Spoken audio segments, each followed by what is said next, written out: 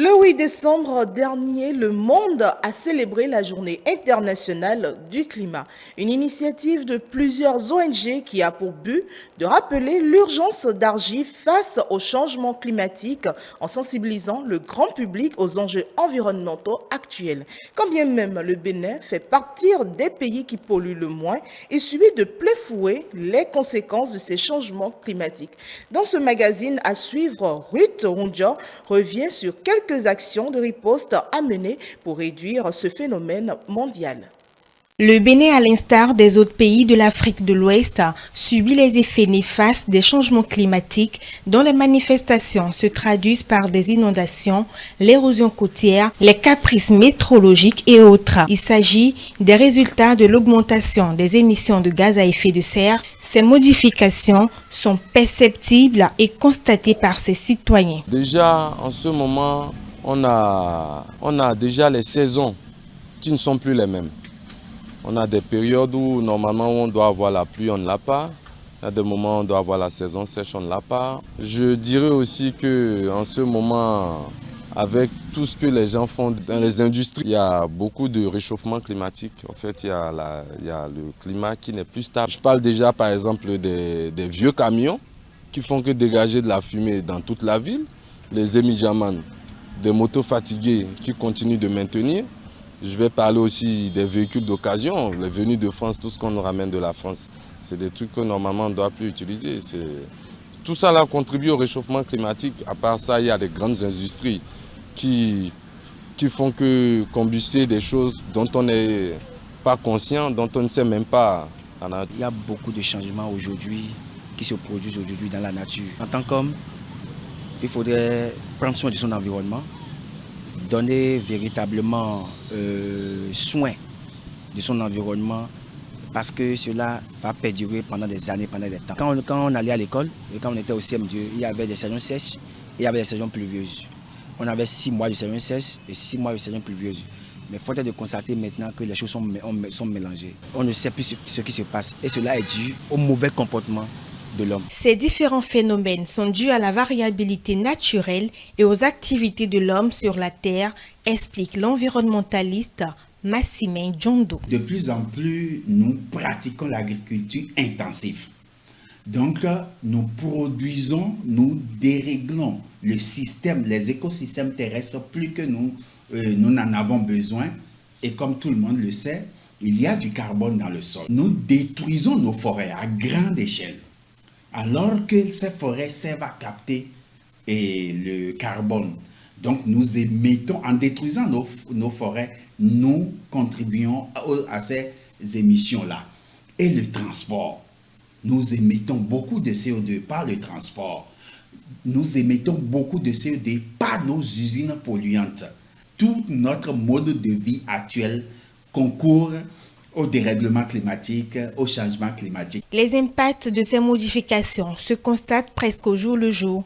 Aucun secteur n'est épargné. Cela part de l'environnement jusqu'aux activités socio-économiques des populations.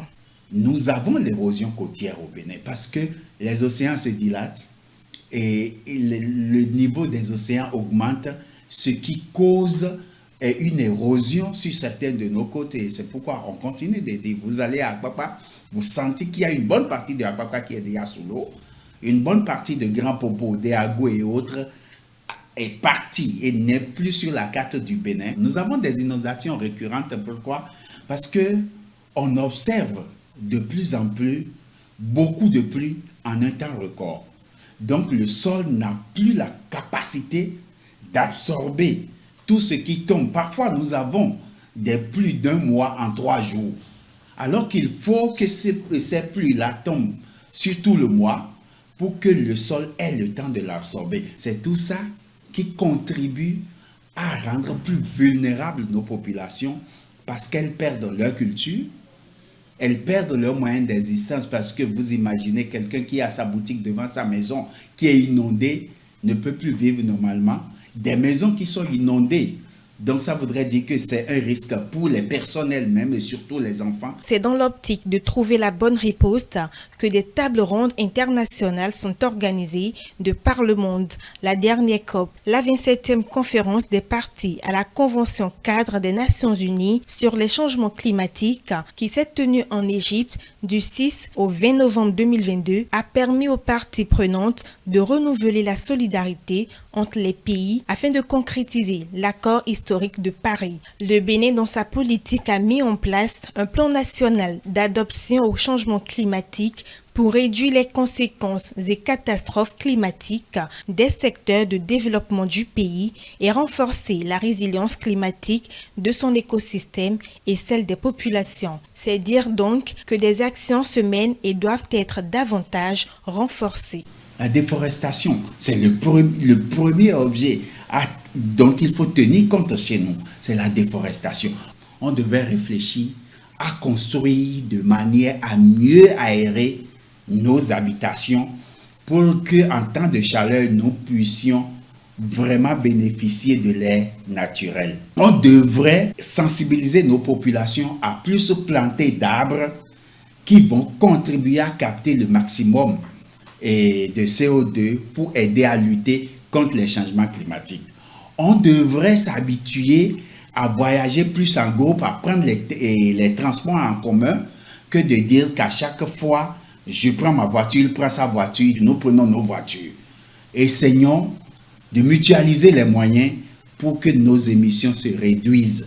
Et nous devons aussi essayer autant que faire se peut, manger sain.